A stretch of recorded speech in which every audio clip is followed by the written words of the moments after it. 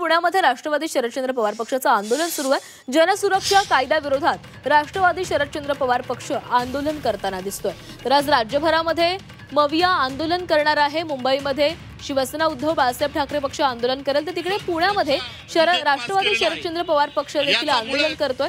घोषणाबाजी केली जाते, हातामध्ये आपण फलक पाहतोय सगळ्यांच्याच।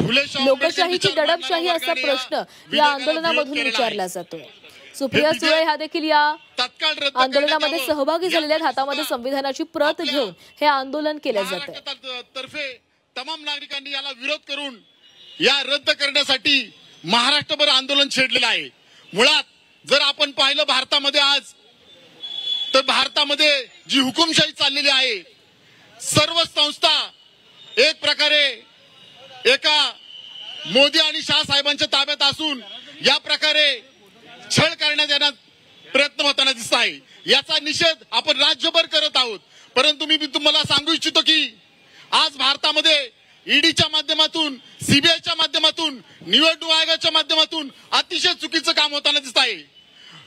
महायुती सरकार म्हणत आहे की नक्षलवादासाठी आम्ही विधेयक आणलेलं आहे, हे पारित केलेलं आहे, परंतु आपण कोणत्याच नागरिकाने सरकारच्या विरोधात आवाज उठवू नये, तसंच पत्रकारांनी सुद्धा आवाज उठवू नये, विद्यार्थ्यांनी आवाज उठवू नये। या संदर्भात बोलूयात, आमचे प्रतिनिधी निलेश खरमरे आपल्या सोबत आहेत। निलेश, पुण्यामध्ये राष्ट्रवादी शरदचंद्र पवार पक्षाचं आंदोलन सुरू आहे। सुप्रिया सुळे देखील यामध्ये सहभागी झालेले आहेत। खरं तर राष्ट्रवादी काँग्रेस पक्षाकडून संपूर्ण राज्यभरात हे जनसुरक्षा कायदा विरोधात आंदोलन सुरू केलं जात आहे। त्याची सुरुवात जी आहे ती पुण्यातून झालेली आपल्याला पाहायला मिळते। पुण्यातील आंबेडकर चौकामध्ये हे आंदोलन आता सुरू झालेलं आहे आणि याला सुप्रिया सुळे जे आहेत ते सुद्धा उपस्थित असल्याचं आपल्याला पाहायला मिळत आहे। खरं तर या विधेयकामध्ये जे काही अटी घातलेल्या आहेत त्याच्या कायद्याविरोधात हे आंदोलन करताना आपल्याला पाहायला मिळतात।